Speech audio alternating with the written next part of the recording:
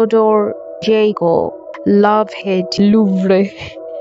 ছোটবেলায় আমরা যখন রাজনৈতিকভাবে সহযাত্রীদের মাংস খেতে শুরু করেন, তারা খেতে বাধ্য হন। ইনফেকশনের ফর্ম, গলাকাটা লাশ, লুনেটিক অ্যাসাইলাম সার্ভাইভারকে জেরিকো মৃত্যুবরণ করেন। আমার নাম ইজাল জন ওয়াটার কালারে।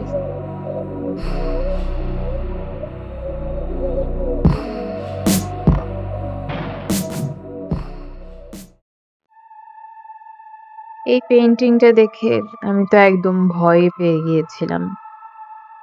কেমন যেন একটা সাদা কাপড়ের ওপর বসানো দুইটা মাথা, শরীর থেকে কেটে আলাদা করা।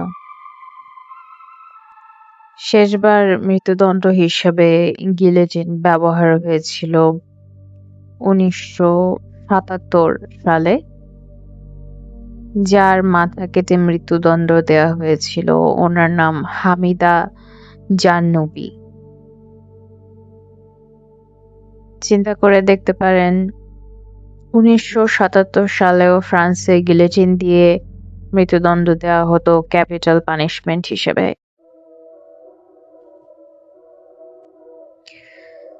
গিলেটিন হচ্ছে একটা যন্ত্র যেখানে লম্বা একটা ফ্রেমে আড়াআড়ি ভাবে বিশাল ব্লেড লাগানো থাকে।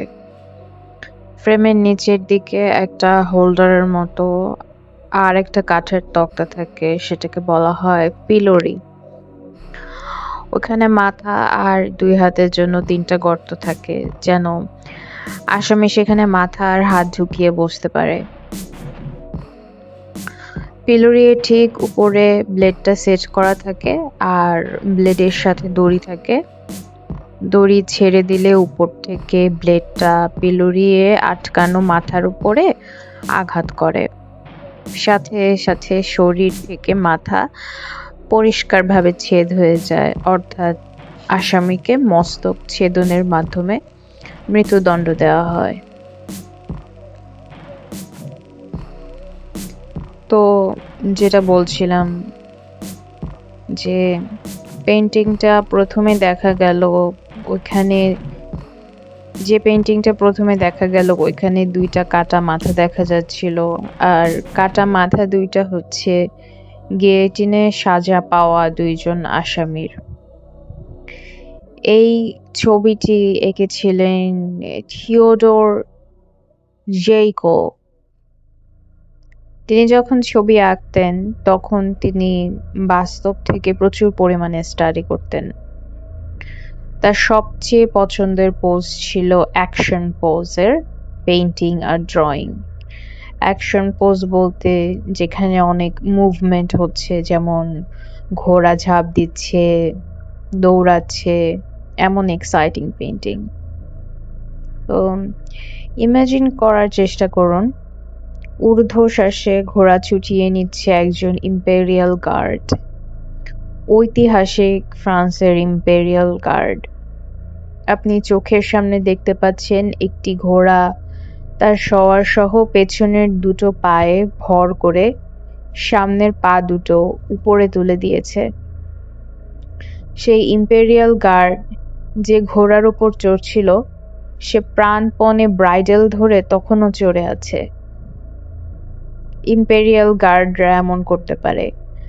ঘোড়া এক্সাইটেড হয়ে রিয়ারিং করলেও ব্রাইডেল ধরে বসে থাকতে পারেন। ঘোড়াগুলোকে নিজেদের প্রয়োজন মতো নিয়ন্ত্রণ করতে পারেন। এমন সব দুঃসাহসিক দৃশ্যের সামনে বসে স্টাডি করতেন থিওডোর জেরিকো। তার পেইন্টিং এর সাবজেক্ট ম্যাটার ছিল প্রাণবন্ত আর এমন একভাবে বাস্তব যা কোনো কিছুকে ঢেকে ঢেকে রাখে না বা কোনো কিছুকে মডারেট করে না। এখন এই ঘোড়াগুলোর ছবি ছিল প্রাণবন্ত, কিন্তু এই কাটা মাথার ছবিগুলোতে প্রাণের কোনো চিহ্নই দেখতে পাচ্ছি না। অর্থাৎ যে কাটা মাথার ছবিগুলো আমরা প্রথমে দেখলাম সেটার ভিতরে তো কোনো অ্যাকশন ছিল না, তো সেটার কারণটা কি? উনি জীবন যেমন জীবন্ত করে এঁকেছেন, মৃত্যুও এঁকেছেন খুব সৎভাবে, অর্থাৎ কোনো কিছু সেন্সর করার চেষ্টা করেননি। সব চিত্রশিল্পীরই কিন্তু একটা নিজস্ব স্টাইল থাকে, নিজেদের পছন্দ মতো কিছু বিষয় থাকে, আর তারা রেপিটেটিভ সিগনেচারের মতো ওই ছবিগুলোই সবসময় আঁকেন।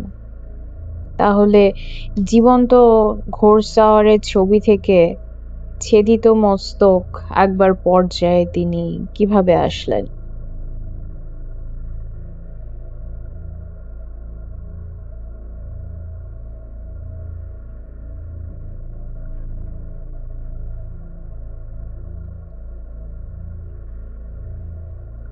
হ্যালো সবাই, আমার নাম ইজাল।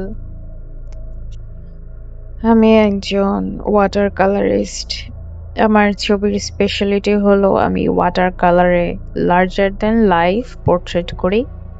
আমি যে রঙগুলো পোর্ট্রেটে ব্যবহার করি সেগুলো হচ্ছে লাল, কালো, কমলা, নীল, গোলাপি আর সবুজ।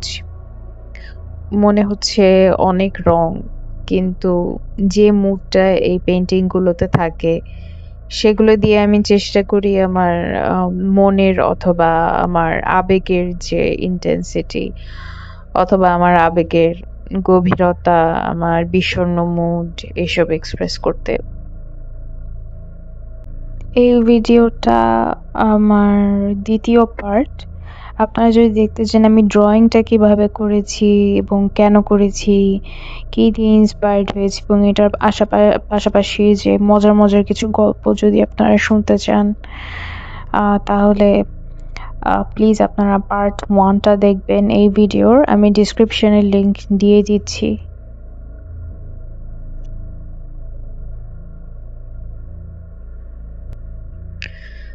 আলো ছায়ার একটা ড্রামাটিক অথবা নাটকীয় আবহ তৈরি করা আমার খুব পছন্দের কাজ। এখন আমি যে পেইন্টিংটা করছি সেই পেইন্টিংটার নাম কিউরিয়াস ইন ডার্ক।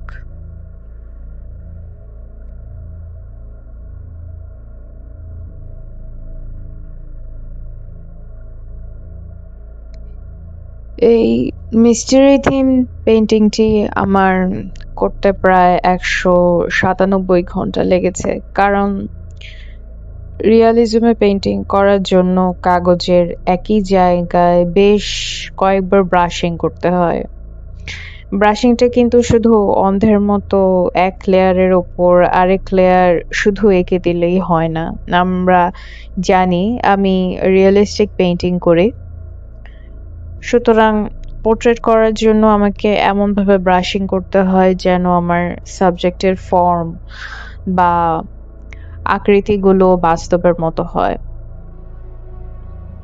আপনার যদি আমার পেইন্টিং ভালো লাগে তাহলে অবশ্যই আমার শপিফাই ঘুরে আসবেন। সেখানে আপনি খুঁজে পাবেন আমার পেইন্টিং দিয়ে প্রিন্ট করা টি-শার্ট, আর্ট প্রিন্টেড ক্যানভাস আর framed art print and mugs. আমার শপিফাই এর অ্যাড্রেস হচ্ছে easel-art-studio.myshopify.com। আপনাদের সাপোর্টের মাধ্যমেই আমি আমার আর্ট প্রজেক্টগুলো কন্টিনিউ করি আর ইউটিউব ভিডিও বানাই। সুতরাং আপনারা যদি চান আমি আমার এই মজার মজার আর্ট ওয়ার্কগুলো কন্টিনিউ করি তাহলে প্লিজ আমার চ্যানেলে সাবস্ক্রাইব করবেন আর আমার শপিফাই থেকে ঘুরে আসবেন।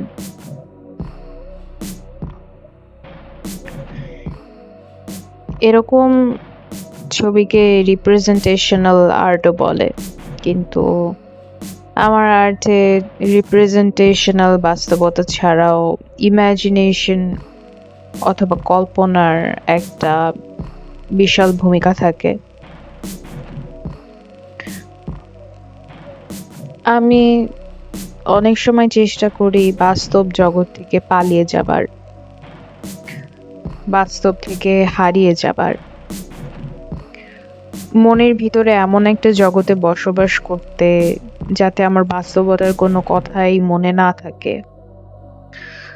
তারপরও বাস্তবতার অন্ধকার দিকের সাথে আমার পেইন্টিং এর একটা লাভ হেট কিংবা প্রেম ঘৃণার একটা সম্পর্ক থাকে।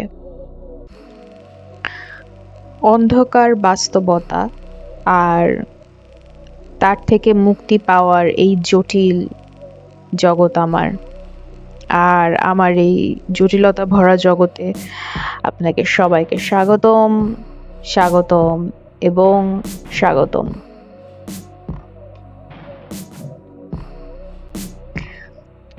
আমার কিন্তু নিজেকে মাঝে মাঝে খুব একা মনে হয়। আপনার কি নিজেকে মাঝে মাঝে একা মনে হয়?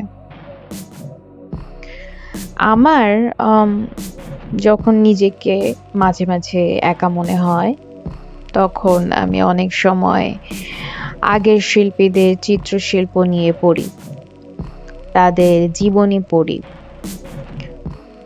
অনেক সময় আমি অনেক ঐতিহাসিক শিল্পীদের খুঁজে পাই যারা অনেকটা আমার মতো। কেউ কেউ তাদের অঙ্কনের বিষয়বস্তুর দিক থেকে আমার মতো, কারো জীবনের স্ট্রাগল আমার মতো। সবাই অবশ্য সব দিক থেকে আমার মতো না, কিছু কিছু দিক থেকে আমার মতো।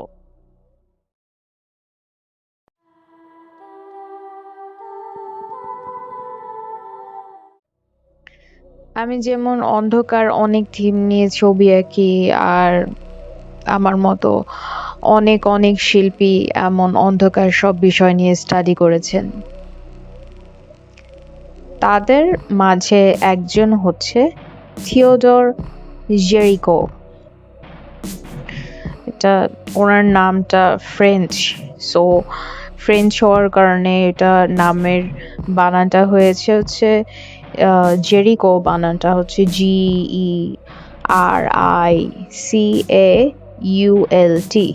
কিন্তু উচ্চারণটা হচ্ছে জেরিকো। এটা ফ্রেঞ্চ উচ্চারণগুলা এরকমের কেমন যেন অদ্ভুত টাইপের হয়, বানান এক রকমের হয় আর উচ্চারণ আরেক রকমের। এখন আমি তো আগে বলেছিলাম যে উনি ঘোড়ার ডার্বি রেসের ছবি আঁকতেন এবং প্রাণবন্ত ঘোড়াদের ছবি আঁকতেন, অ্যাকশন পোজ আঁকতেন। তাহলে মানুষের কাটা মাথার ছবির দিকে তিনি কেন এবং কিভাবে গেলেন? সেটা জানার জন্য এখন আমরা পৌঁছে যাব 1812 সালের ফ্রান্সে। নেপোলিয়ন বোনাপার্টে তখন তার জয়যাত্রার শীর্ষে। তিনি ততদিনে তার ফরাসি সাম্রাজ্য, বেলজিয়াম, লুক্সেমবার্গ, নেদারল্যান্ড, জার্মানির কিছু অংশ, ইটালির কিছু অংশ, ইলিরিয়ান প্রভিন্স পর্যন্ত বিস্তৃত করেছেন।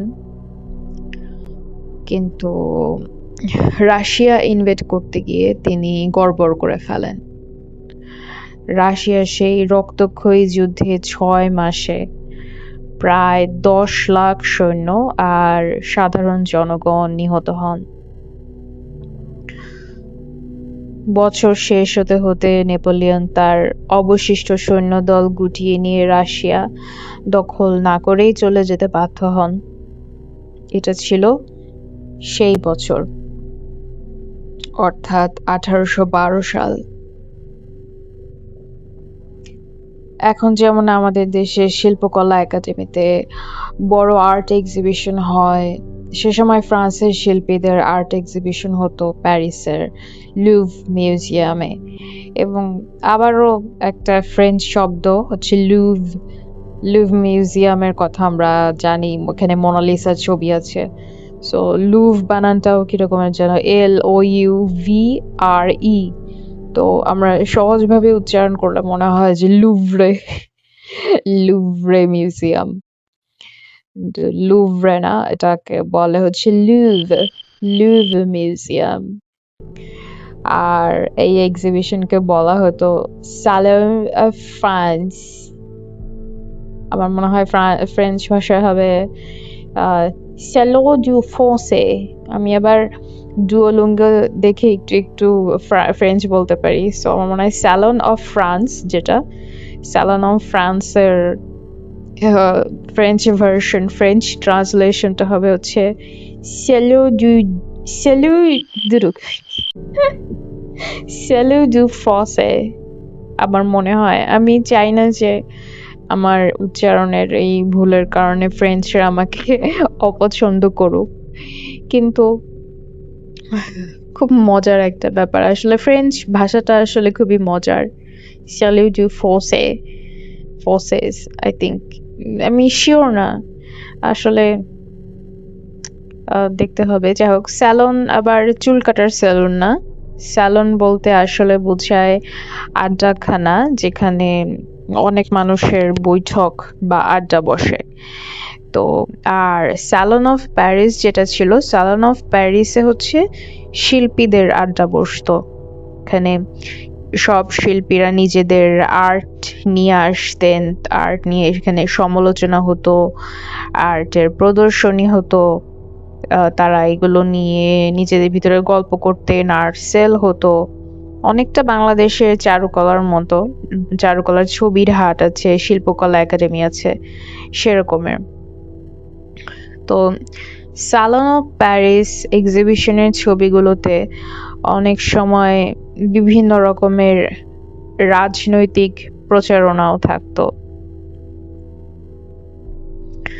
তো সেই সালনে থিওডোর জেরিকোর একটি পেইন্টিং দ্য চার্জিং শিশু প্রদর্শিত হয়। সেই ছবিতে দেখা যাচ্ছিল একজন ফ্রেঞ্চ ইম্পেরিয়াল গার্ড অথবা ফরাসি রাজরক্ষী তলোয়ার নিয়ে অদৃশ্য আক্রমণকারীর থেকে পিছিয়ে যাচ্ছেন। এই পেইন্টিংটি করা হয়েছিল মিড অ্যাকশনে। তিনি ফ্রান্সের ভার্সাইয়ের আস্তাবলে গিয়ে ঘোড়াদের অনেক স্টাডি করতেন। সেটার ফলাফল ছিল এই অ্যাকশন পেইন্টিং। মিড রিয়ারিং এ ক্যাপচারে করা একজন অশ্বারোহী। এর আগে যারা ক্লাসিসিস্ট শিল্পী ছিলেন, তাদের পেইন্টিং এর একটা বিশেষ আদর্শবাদী অ্যাস্থেটিক ছিল। তারা সবসময় অতীতের যারা বীর ছিলেন তাদের বীরত্ব নিয়ে ছবি আঁকতেন, দেব-দেবীদের মিথোলজিক্যাল গল্প নিয়ে ছবি আঁকতেন। তো এটা হচ্ছে ক্লাসিসিজম ছিল, কিন্তু থিওডোর জেরিকো ছিলেন রোমান্টিসিজম ধারার আর্টিস্ট। উনি ধরাবাঁধা আদর্শবাদের পরিবর্তে তীব্র আবেগ তার পেইন্টিং এ প্রকাশ করতে বেশি পছন্দ করতেন। তো 1812 সালের প্যারিস সালনে এই পেইন্টিংটি বেশ সমাদৃত হয়। এর পরে তিনি বেশ কয়েক বছর ঘোড়া, ফরাসি রাজসৈন্যদের নিয়ে ছোট ছোট স্টাডি করেন। তারপর আসে 1814 সাল। নেপোলিয়ন তখন হেরে গিয়েছেন এবং তাকে ফ্রান্স থেকে বিতাড়িত করা হয়েছে। সেখানে তার আরেকটি পেইন্টিং প্রদর্শিত হয়, আর এই পেইন্টিংটির নাম ছিল দ্য উন্ডেড ক্রোয়াসিয়ে অথবা আহত সৈন্য। এই পেইন্টিংটিতে দেখা যাচ্ছে একজন আহত সৈন্য তার ঘোড়ার গায়ে হেলান দিয়ে ক্লান্ত ভঙ্গিতে ভয়ে ভয়ে একটা ঢালু পথ দিয়ে নেমে যাচ্ছেন। এখান থেকে আমরা থিওডোর জেরিকো এর পেইন্টিং এ অন্ধকার আর বিষাদপূর্ণ আবহের ছায়া দেখতে শুরু করি। আগের পেইন্টিংটিতে যেমন একটি উজ্জ্বল, উদ্ধত, এক্সিলারেটিং ধরনের আবহ ছিল, এই পেইন্টিংটায় তেমন ছিল না। এই ছবির বিষয় ছিল পরাজয়, নেপোলিয়নের পরাজয়। যুদ্ধক্ষেত্রে টেন্স, ভয়ার্ত আবহ, অর্থাৎ যেমন পরিস্থিতি চলছে তার একটা অনেস্ট বাস্তবতাপূর্ণ চিত্র। কোনো অতিরঞ্জিত নাটকীয় ভঙ্গি নয়, বরং একটি সরল বাস্তব প্রতিবিম্ব যে পরাজয় আর ভয়, রিট্রিট দেখতে কেমন হয়। দুশ্চিন্তা আর ভয় মিশ্রিত যে ডেলিকেট ফেসিয়াল এক্সপ্রেশন, সেটা তিনি খুব অ্যাকুরেট ভাবে এঁকেছেন। কিন্তু এই পেইন্টিংটি 1812 সালের পেইন্টিং এর মতো সেভাবে সমাদৃত হলো না। কেউ এই পেইন্টিংটা তেমন ভাবে পছন্দ করেনি। অথচ এই অন্ধকার পেইন্টিংটি দিয়েই তার নিজস্বতার শুরু। এই হতাশাজনক রেসপন্সটি তাকে তার সবচাইতে বিখ্যাত কাজের দিকে এগিয়ে নিয়ে যায়।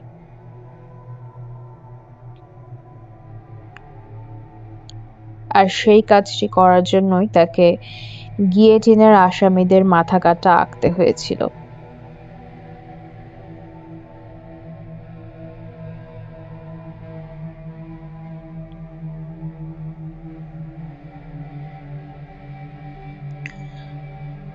আঠারোশো 14 সালের আহত সৈন্যের ছবি এঁকে তিনি মানসিকভাবে আহত হয়ে পড়েন আর নিজেই যোগ দেন ভার্সাইয়ের সেনাবাহিনীতে। এ সময় তিনি নিজে থেকেই সৈন্য, ঘোড়া, এরকম পরিবেশের যে অ্যাড্রিনালিনে পরিপূর্ণ আবহ ছিল সেটি আঁকার মাধ্যমে প্রকাশ করার চেষ্টা করেন। এইরকম অ্যাড্রিনালিন পূর্ণ মুহূর্তগুলো কিভাবে ঘোড়ার অ্যাকশন মুভমেন্ট, তাদের স্পিড, সৈন্যদের দেহভঙ্গি, তাদের মুখের এক্সপ্রেশনে প্রকাশ পায় তার স্টাডি করেন। 1816 সাল থেকে 17 সাল পর্যন্ত তিনি ফ্লোরেন্স, রোম আর নেপলসে ঘুরতে যান। তার ফ্রান্স ছাড়ার পেছনে নাকি তার খালা অথবা ফুপির সাথে প্রেম ঘটিত ব্যাপার থেকে পালিয়ে যাওয়ার একটা কন্ট্রোভার্সিয়াল একটা ব্যাপার ছিল। উনি প্যারিস থেকে পালিয়ে যে ট্যুরে ছিলেন প্রায় 2 বছর। তো যা হোক, ওনার পার্সোনাল ব্যাপার। উনি মাইকেলাঞ্জেলো দ্বারাও বেশ প্রভাবিত হয়েছিলেন। ওনার কাজ দেখে উনি বিশাল আকৃতির একটি ছবি আঁকার চেষ্টা করেন, অর্থাৎ মাইকেলাঞ্জেলোর কাজ দেখে জেরিকো ওনার দেখাদেখি একটি বিশাল আকৃতির ছবি আঁকার চেষ্টা করেন। তিনি বলেছিলেন এই ছবিটা নাকি তার সমসাময়িক ছবিগুলোর মধ্যে একেবারেই অতুলনীয় একটি কাজ হবে এবং সবসময় মানুষ নাকি এই কাজটার কথা মনে রাখবে, কেউ আর এরকমের কাজ করতে পারবে না, এরকমের তার দাবি ছিল। আর এই কাজটার নাম ছিল the race of Barbary horses. কিন্তু পেইন্টিংটা এত বড় ছিল যে সেটা তিনি কখনো শেষ করতে পারেননি। মনে হচ্ছে ওনার নিজের জন্য অনেক উচ্চাকাঙ্ক্ষা ছিল, নিজের কাছ থেকে অনেক এক্সপেকটেশন ছিল, কিন্তু উনি নিজেই নিজের ওপর তার এক্সপেকটেশন গুলো পূরণ করতে পারেননি। অর্থাৎ রেস অফ বারবেরি হর্সেস এর ক্ষেত্রে পারেননি, কিন্তু কিন্তু অন্য এক পেইন্টিং এর ক্ষেত্রে পেয়েছেন।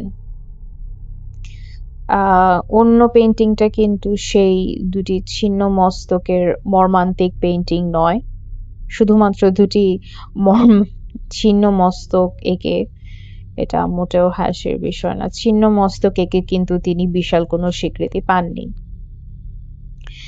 আসলে এই দুইটি ছিন্ন মস্তক আসলে তার বিশাল একটি এবং ভয়াবহ একটি শিল্পকর্মের জন্য যে তিনি শত শত স্টাডি করেছিলেন তার একটি ছিল।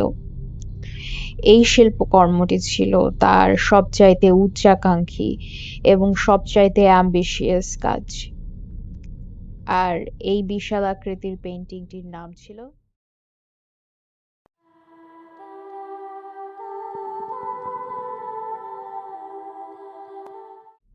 The raft of Medusa.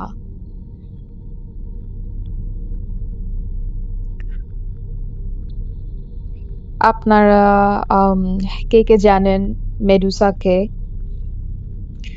এখন মেডুসার নাম পপ কালচারে এত বেশি মেডুসাকে আঁকা হয়েছে যে প্রায় সবাই জানে মেডুসাকে।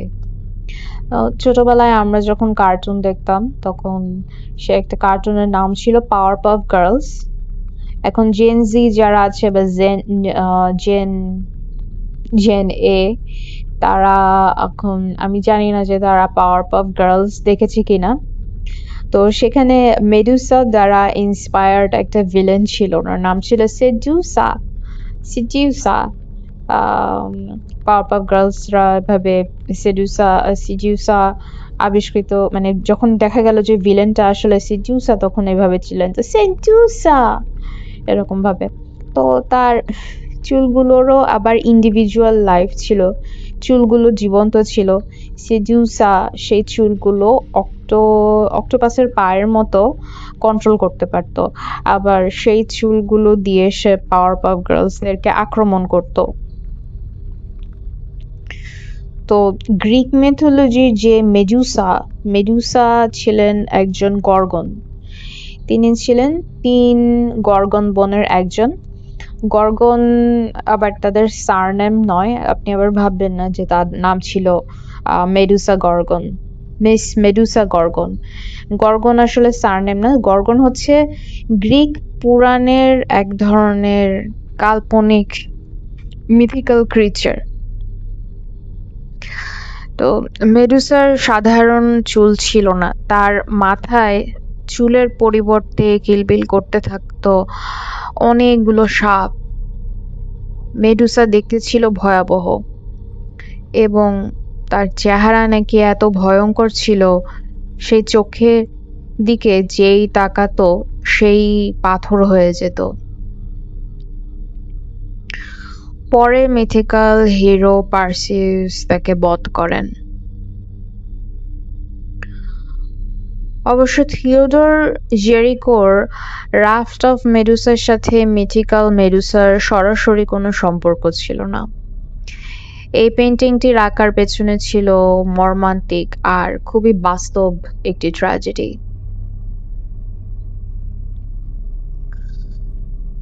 রাফট অফ মেডুসা এই পেইন্টিংটির উচ্চতা ছিল 16 ফিট 1 ইঞ্চি আর এটি চওড়ায় ছিল 23 ফিট 6 ইঞ্চি। এটি ছিল বিশাল আকৃতির একটি অয়েল পেইন্টিং।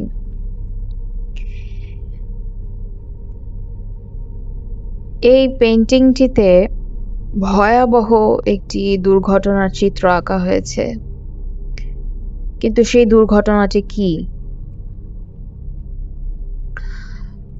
দুর্ঘটনাটি হয়েছিল যুদ্ধ জাহাজ ফ্রিগেট মেডুসায়। এই দুর্ঘটনাটি সে সময় ফ্রান্সের জন্য খুবই মর্মান্তিক আর লজ্জাজনক একটা ঘটনা ছিল।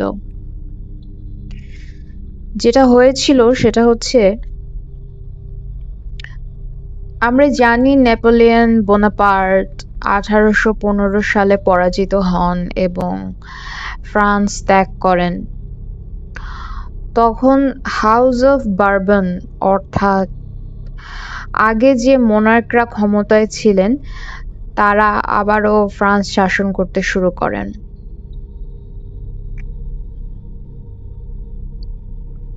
এবং তখন যিনি ক্ষমতায় আসেন উনি ছিলেন লুই দি 18 অথবা অষ্টম লুই। অষ্টম লুই নাকি অষ্টাদশ, সরি লুই দা 18th, লুই দা 18th অর্থাৎ অষ্টাদশ লুই। তো ওনার শাসনকালের এই সময়টা ছিল খুবই অরাজক আর খুবই রাজনৈতিকভাবে অস্থিতিশীল একটা সময়।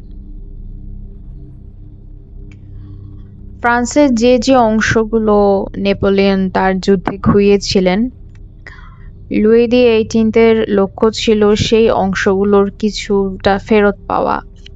তো সেজন্য তিনি সেনেগালের পথে একটি যুদ্ধজাহাজ নিয়ে অভিযানের নির্দেশ দেন। আর এই যুদ্ধজাহাজটির নাম ছিল ফ্রেগেট মেডুসা। ফ্রেগেট মেডুসা। ফ্রেগেট মেডুসা। তিনি চেয়েছিলেন আবারও সেনেগালের ওপরে রাজতন্ত্র প্রতিষ্ঠা করার জন্য, অর্থাৎ মোনার্কি প্রতিষ্ঠা করার জন্য। কিন্তু এই লক্ষ্য ফ্রেগেট মেডুসাকে দিয়ে বাস্তবে পরিণত করার আগেই সেই ঐতিহাসিক দুর্ঘটনাটা ঘটে, যার জন্য দায়ী ছিল মেডুসার নেভাল অথরিটি নিজেই। তো যেহেতু আমরা ফ্রান্সের গল্প বলছি, ফ্রান্সের উচ্চারণগুলো একটু কঠিন হয়। তো এই যুদ্ধজাহাজের দায়িত্বে যিনি ছিলেন, ওনার নাম ছিল হিউ ডুরয় ডে শমারিস। তাকে দায়িত্ব দেওয়া ঠিক হয়নি, অর্থাৎ রাজনৈতিক পক্ষপাতিত্বের কারণে তাকে এই রণতরীটির দায়িত্ব দেওয়া হয়, কিন্তু এই কাজে তিনি একদমই পারদর্শী ছিলেন না। আসলে যখন নেপোলিয়ন ক্ষমতায় ছিলেন তখন হিউ ডুরয় ডে শমারিস ফ্রান্স থেকে নির্বাসিত ছিলেন। অনেকদিন তিনি কোনো নৌবাহিনী সংক্রান্ত দায়িত্ব পালন করেননি এবং এই বিষয়ে তার তেমন কোনো অভিজ্ঞতাও ছিল না, এ বিষয়ে তার কোনো দক্ষতাও ছিল না। কিন্তু তার যেটা ছিল সেটা হচ্ছে অথরিটি। তার অথরিটি ছিল, অহংকার ছিল যে আমি যা খুশি তাই করতে পারি। যুদ্ধযান পরিচালনা আমি যেভাবে বলবো সেভাবেই হবে। এবং তার তার একটা মানে দায়িত্বশীলতার বোধ থাকার কথা, কিন্তু তার কোনো দায়িত্ব বোধ ছিল না। তার যেটা ছিল সেটা হচ্ছে ইগো।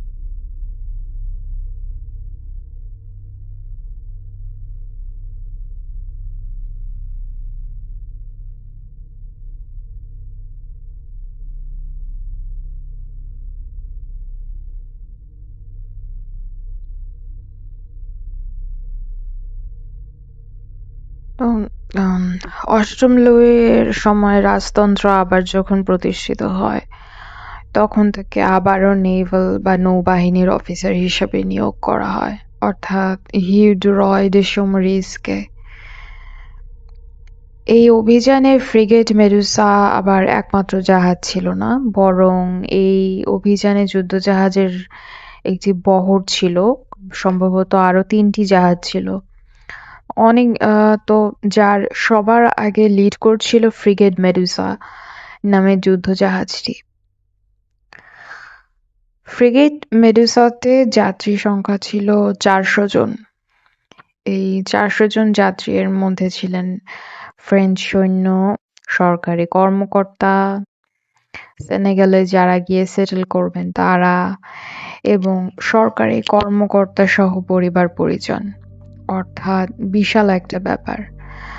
আর অনেক অনেক মানুষজন, অনেকজন মানুষের জীবন বিপদের মুখে এগিয়ে যাচ্ছিল। এমনকি সেই জাহাজে ছিল সেনেগালে গিয়ে যে ব্যক্তি গভর্নর হিসেবে বহাল হবেন, সেই হবু গভর্নর এবং তার স্ত্রী। তো সেই জাহাজের নেতৃত্বে যিনি ছিলেন হিউ ডুরয়, বারবার ওনার নাম বলছি, তিনি কারো কথাই শুনছিলেন না। সে জাহাজে আরো অনেক অভিজ্ঞ অফিসার ছিলেন, কিন্তু তিনি কারো সাজেশনই নিতে চাচ্ছিলেন না এবং অনেক উল্টাপাল্টা ভাবে জাহাজটি লিড করছিলেন।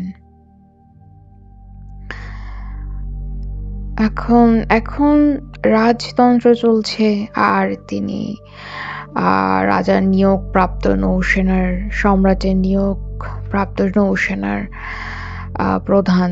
তার ইগোতে যেটা সঠিক বলে মনে হয়েছে তিনি সেভাবেই সব চালাচ্ছিলেন। তো যা হয় আর কি। তিনি অন্যান্য অভিজ্ঞ অফিসারদের কথা না শুনে আফ্রিকার কোস্টে বিপজ্জনক একটা পথ দিয়ে জাহাজটি নিয়ে যান।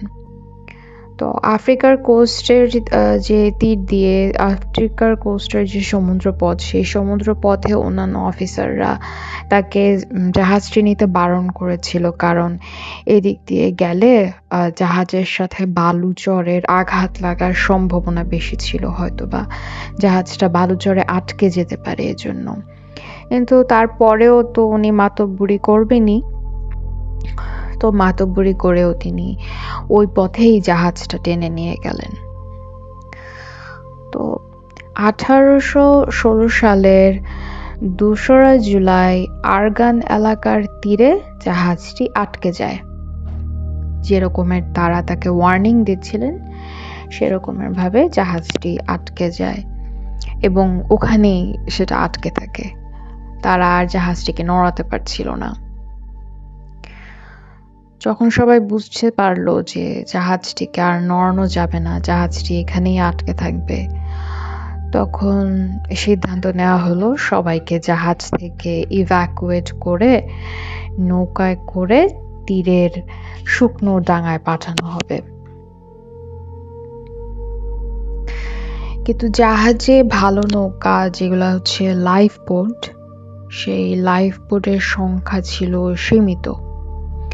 আর সেই ভালো ভালো ভিআইপি নৌকাতে সরকারি কর্মকর্তা আর এলিটদের পাঠানোর ব্যবস্থা হলো। অর্থাৎ যে গভর্নর ছিলেন, গভর্নরের ওয়াইফ, অন্যান্য গভর্নমেন্ট অফিসিয়াল।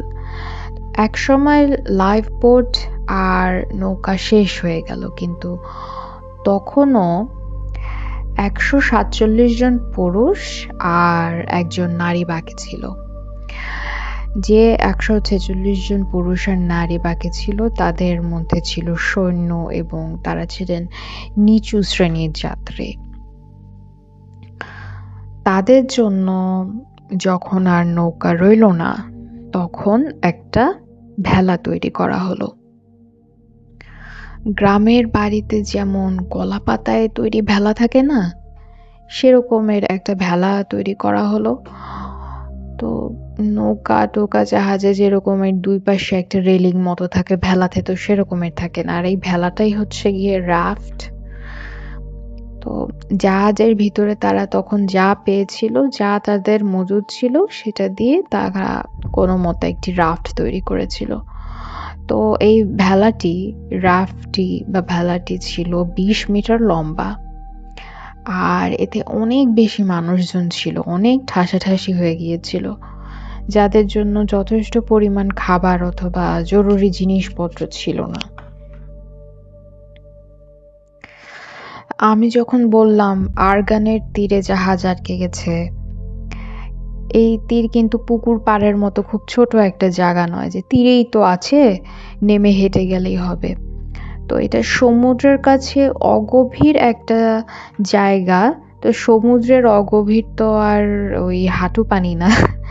তো এটা কিন্তু স্থল নয়, হ্যাঁ। আর যেহেতু সমুদ্রের তীর, সেটা কিন্তু শুকনো মাটির থেকে বেশ দূরে, অর্থাৎ ডাঙায় পৌঁছাতে হলে সমুদ্র পথে 1 দিনের বেশি সময় লাগবে।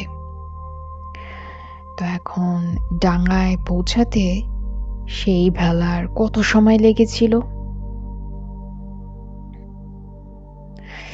হিউ ডুরয় সেই ভেলার মানুষদেরকে সে প্রমিস করলো যে তারা ভেলায় ওঠার পর তাদেরকে নৌকার সাথে সেই ভেলাটা বেঁধে নিয়ে স্থলের দিকে যাওয়া হবে। কিন্তু জাহাজ খালি করার কয়েক ঘন্টার মধ্যেই তারা রীতিমতো চোরের মতো তারা রাফটের যে দড়িটি জাহাজের সাথে ছিল আটকানো, সেই দড়িটি কেটে দিয়ে তারা নিজেদের নৌকা নিয়ে যত দ্রুত সম্ভব সেখান থেকে প্রস্থান করেন। একদম রীতিমতো তাদেরকে রেখে চলে যান আর আটলান্টিকের অকুল সমুদ্রে ফেলে যান সেই হতভাগ্য ভেলাটিকে।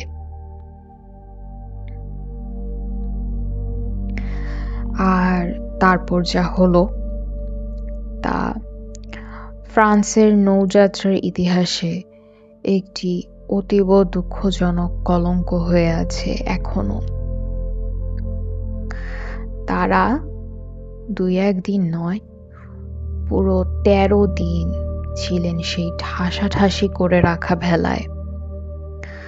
তাদের খাবার খুব দ্রুত ফুরিয়ে এসেছিল।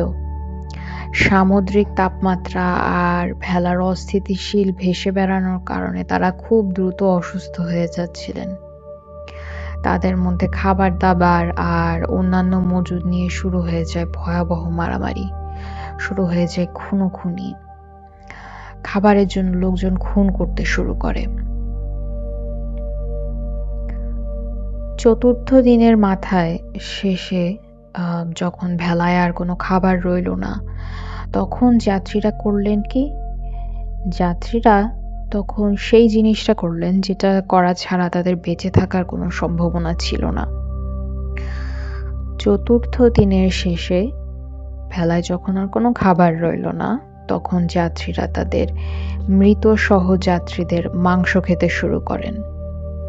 অনেকেই ক্ষুধা আর অসুস্থতায় মৃত্যুবরণ করেন। তারা তাদের মৃত আত্মীয় স্বজনদের মাংস তারা খেতে বাধ্য হন এবং খেয়ে বেঁচে থাকতে বাধ্য হন।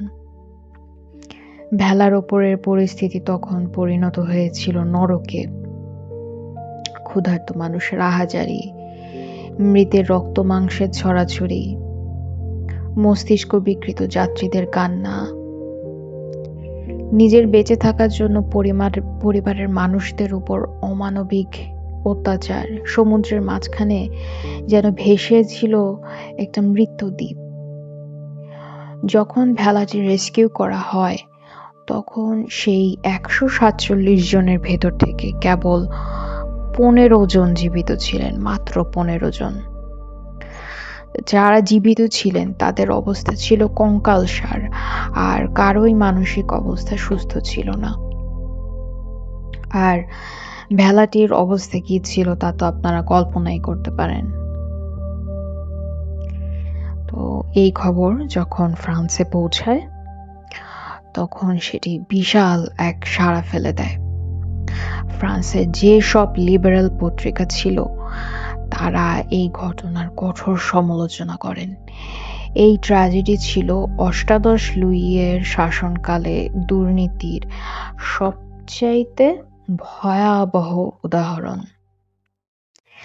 ভেলায় যারা সারভাইভ করেছিলেন তারা পরবর্তীতে সেই 13 দিনের মর্মান্তিক ঘটনা নিয়ে বই লেখেন, আর তাদের লেখা সেই সারভাইভাল বই ইউরোপে বেস্টসেলার হিসাবে স্বীকৃত হয়। এই ট্র্যাজেডি এর 2 বছর পর থিওডোর জেরিকো তার বিখ্যাত তেলচিত্রটি করেন।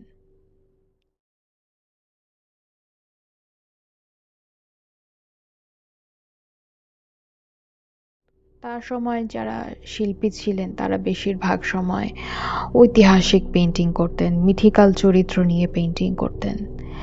কিন্তু তিনি একবার সিদ্ধান্ত নিলেন এমন একটি ছবি যেটা তৎকালীন ফ্রান্সের সমসাময়িক অবস্থার চিত্র তুলে ধরেছিল। তিনি তার শৈল্পিক দক্ষতা দিয়ে বাস্তবতাকে এমনভাবে এঁকেছিলেন যা সহজে ভুলে যাবার মতো নয়। তো এটি কিন্তু একটা বিশাল একটা প্রজেক্ট ছিল, একটা অনেক বড় প্রজেক্ট ছিল, এবং এই কাজটি মোটেই সহজ ছিল না। এই পেইন্টিংটি করার জন্য তাকে একনিষ্ঠভাবে স্টাডি করতে হয়েছিল। যেহেতু তখন গুগল ছিল না, সেহেতু তিনি তার স্টুডিওতে বসে বসেই রেফারেন্স ইমেজ খুঁজে ছবিটির খসড়া ড্রয়িং করতে পারতেন না। প্রথমত রাফট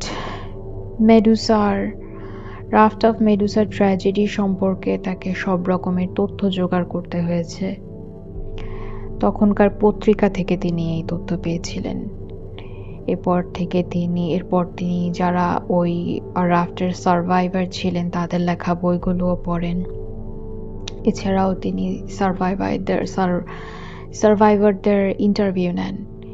এইসব তথ্য আর বইগুলো পড়ে শেষ করে বইগুলো পড়ে শেষ করতে তার অনেক সময় লেগেছিল।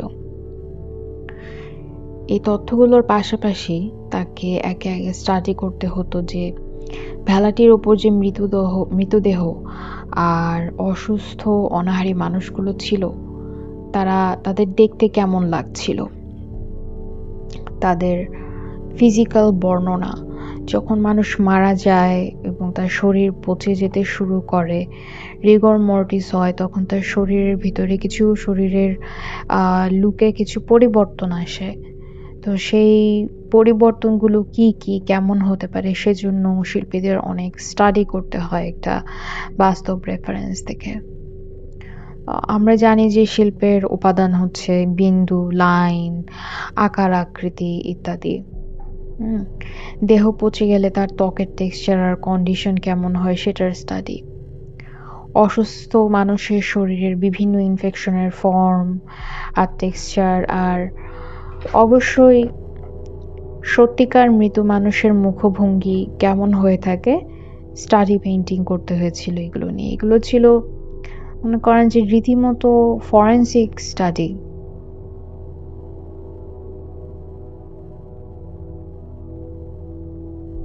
অপরাধ তদন্তের জন্য বৈজ্ঞানিকরা যেভাবে দেহ ময়না তদন্ত করে সেরকম স্টাডি।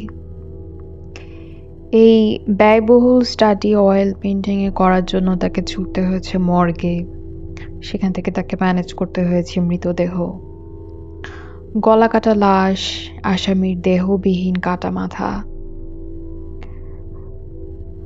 তিনি আরো দেখা করতে গিয়েছেন মুমূর্ষু রোগীদের সাথে,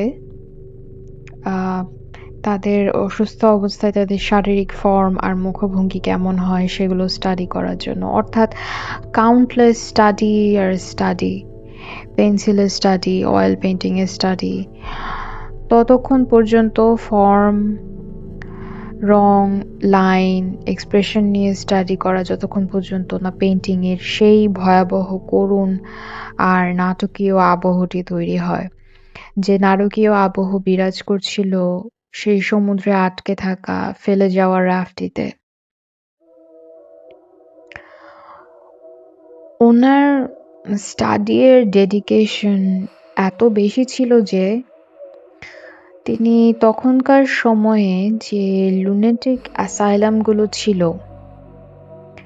সেখান থেকে একটি সদ্য মৃতের কাটা মাথা নিয়ে আসেন, আর সে মাথাটি উনি রেখে দেন নিজের স্টুডিওর ছাদে, যেন সেই মাথাটা যতদিন ভরে পচবে ততদিন তিনি সেই পচনের বিভিন্ন স্টেজগুলো স্টাডি করতে পারেন। যখন প্রথম রিগর মর্টিস হয় তখনকার পর্যায়ে, যখন ধীরে ধীরে মাংস ভেতর থেকে গলতে থাকে সেই পর্যায়ে ইত্যাদি। তো এমন মরণমুখী চিত্রশিল্পী আর কয়জন ছিলেন আমি সেটা এখনো জানি না, তবে এ বিষয়ে পড়াশোনা করলে আমি আপনাদের জানাবো। তিনি যে সার্ভাইভারদের ইন্টারভিউ নিয়েছিলেন তাদের মধ্যে একজনের নাম ছিল আলেকজান্দ্রে কোরিয়ার।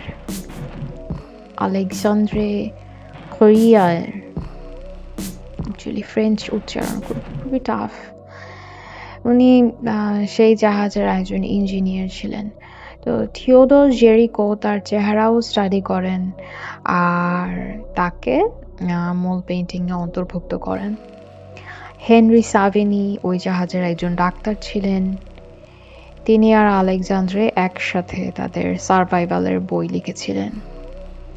তো জেরিকো তার মূল পেইন্টিংয়ে হেনরি সাভেনির ছবিও অন্তর্ভুক্ত করেন। এছাড়াও তিনি যে সার্ভাইভারকে পেইন্টিংয়ে অন্তর্ভুক্ত করেন তার নাম হচ্ছে লাভিলেট। উনি বেঁচে ফিরে আসার পরে সেই রাফট বা ভেলাটির অনুকরণে আরও একটি ভেলা তৈরি করেন, যেটা থেকে রেফারেন্স নিয়ে জেরিকো তার ছবিটি আঁকেন। তিনি সেই দুর্ঘটনার অনেকগুলো স্টাডি স্কেচ তৈরি করেন। তারপর এলো সিদ্ধান্ত নেওয়ার সময়। দুর্ঘটনাটি কোন মুহূর্তটি তিনি মূল পেইন্টিংয়ে আঁকবেন।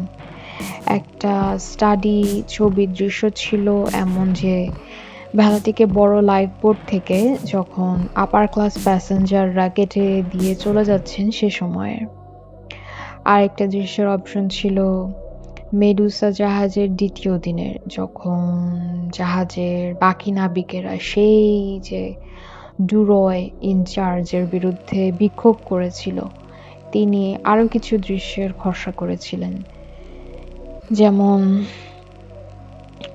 মানুষজন যখন মৃতের শরীর থেকে মাংস খেতে শুরু করে, যখন তাদের রেস্কিউ করা হয়। শেষ পর্যন্ত তিনি দুর্ঘটনার যে মুহূর্তটি আঁকার জন্য বাঁচলেন সেটা হচ্ছে দূরে যখন আর্গাস নামের আরেকটি জাহাজ দেখা যাচ্ছিল সেই সময়টা। তখন ভেলার যাত্রীরা জাহাজটিকে সিগন্যাল করার চেষ্টা করেছিলেন, কিন্তু জাহাজটি তাদের না দেখতে পেয়ে পাশ কাটিয়ে চলে গিয়েছিল। তো জেরিকো তার পেইন্টিং এর জন্য এমন একটি মুহূর্ত বেছে নিলেন যেটা ছিল ভেলার প্যাসেঞ্জারদের জন্য হতাশার চরমতম একটা মুহূর্ত। ঠিক যে সময় তারা ভেবেছিলেন যে ওই যে আসছে রেস্কিউ জাহাজ, এখন তারা বেঁচে যাবেন, কিন্তু সেই জাহাজের জন্য অথই সমুদ্রে অনেকক্ষণ অপেক্ষা করার পরও সেই জাহাজ মরীচিকার মতো, একটা নিছক কল্পনার মতো তাদের না দেখেই সেখান থেকে প্রস্থান করে। তো ভেলায় যারা ছিলেন, এটা ছিল তাদের জন্য ভেঙে পড়ার অন্তিম মুহূর্ত। সে পর্যায়ে আসার পর তাদের ভেতরে বেঁচে থাকার যা কিছু অল্প অল্প আশা তৈরি হচ্ছিল, সেই আশাটিও দুমড়ে মুচড়ে গেল।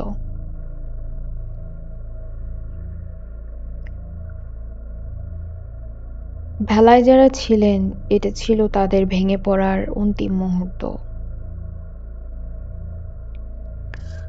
তিনি তার পেইন্টিং প্ল্যানিং অর্থাৎ জেরিকো তার পেইন্টিং প্ল্যানিং আর রিসার্চের জন্য পুরো 1 বছর সময় নেন। তিনি তার প্যারিসে তিনি একটি বিশাল স্টুডিও নেন, আর স্টুডিওটা অনেক বড় ছিল।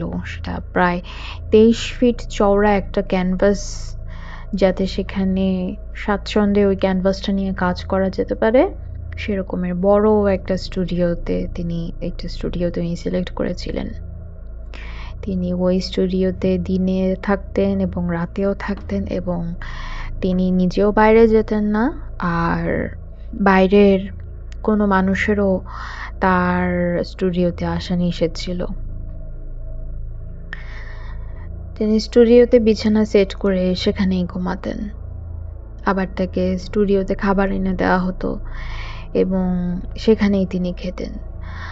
তার কাছে কেউ ঘুরতে পর্যন্ত আসতে পারতো না।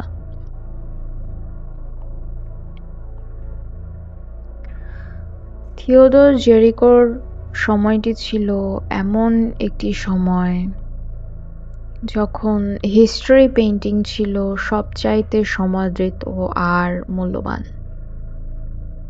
তো ইতিহাসের বীরদের নিয়ে গল্প নিয়ে তাদের ছবি আঁকা হতো, কিন্তু জেরিকো আঁকলেন তার সময়ের রাজনৈতিক দুর্নীতিজনিত একটি ভয়াবহ ট্র্যাজেডির ছবি।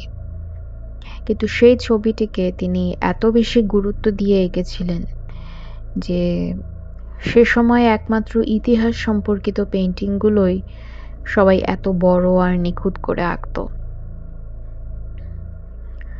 কিন্তু এত বড় পেইন্টিংটি তিনি আঁকলেন কিভাবে? সাধারণত যখন পেইন্টাররা এত বড় পেইন্টিং আঁকতেন তখন তারা খালি ক্যানভাসে একটি মিডটন দিয়ে নিতেন, আলো আর ছায়ার মাঝামাঝি একটা রং।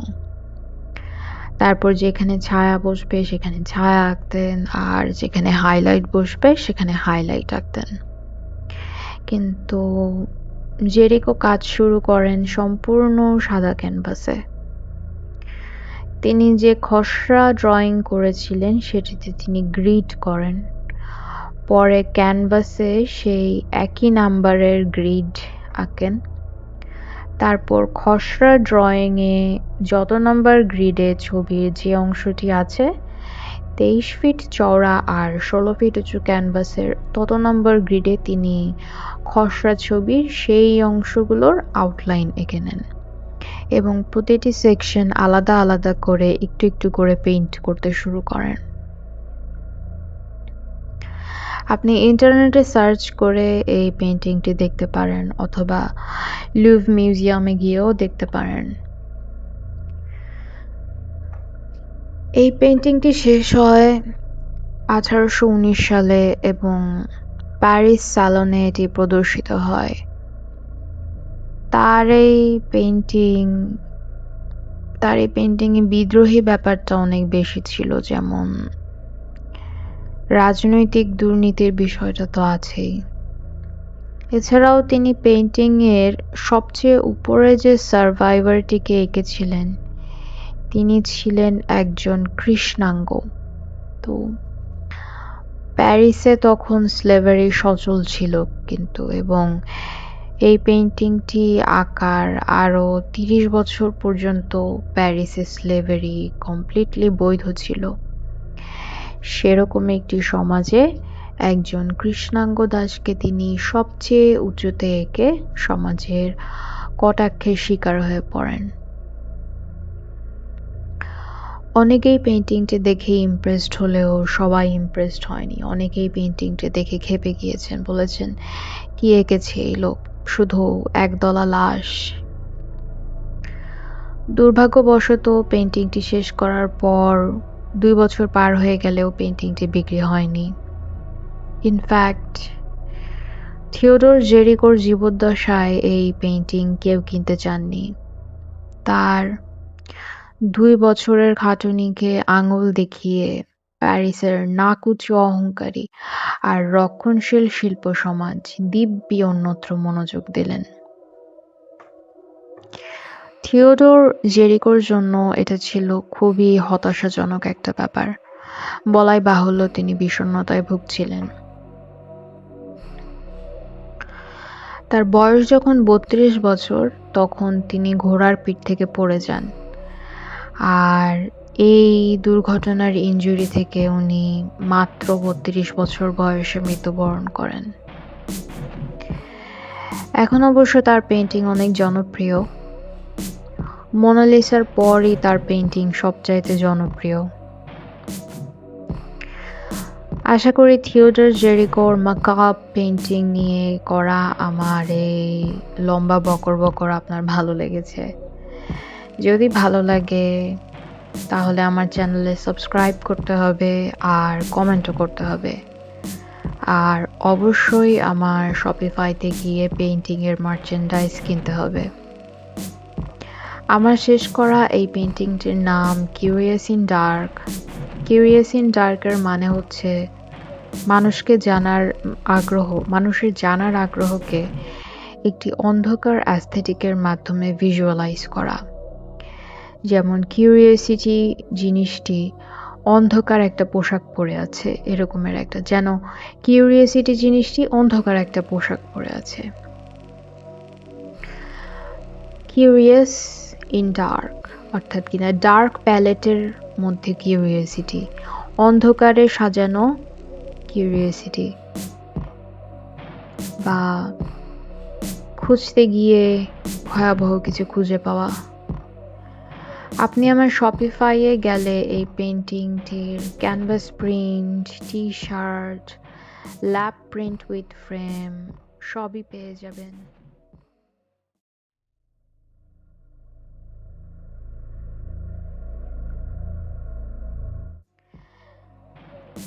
তো জেরিকো যখন ঘোড়া থেকে পড়ে যান তখন তিনি প্যারালাইজড হয়ে পড়েন এবং পরবর্তীতে এই প্যারালাইসিস থেকেই তিনি মারা যান।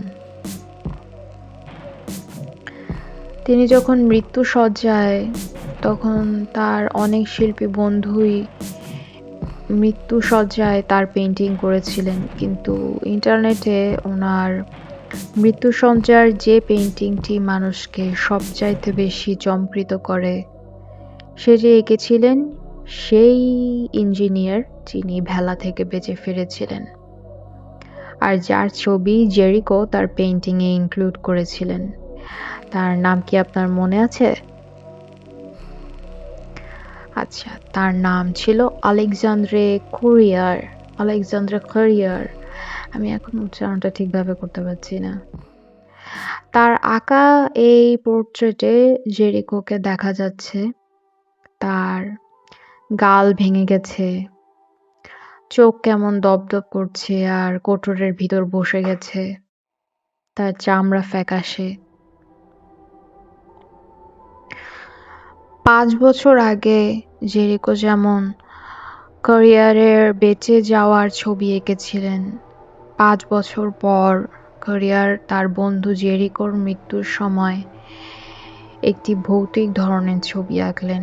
এটি ছিল তার শিল্পী বন্ধু জেরিকোর জন্য তার গভীর কৃতজ্ঞতার প্রকাশ। কারণ জেরিকো তাদের ট্র্যাজেডিকে অনেক গুরুত্ব সহকারে শিল্প সমাজে প্রেজেন্ট করেছিলেন।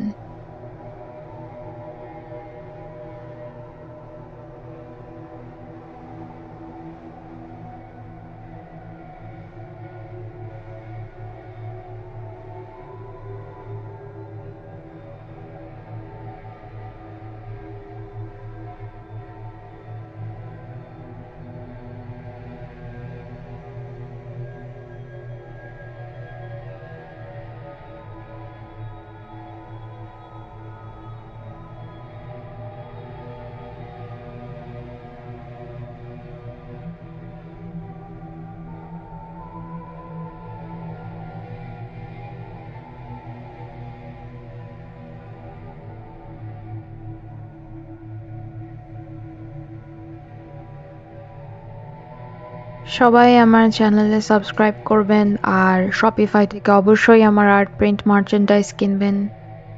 থ্যাংক ইউ সবাইকে এতক্ষণ ধৈর্য ধরে আমার এই স্টোরিটা শোনার জন্য। Bye bye.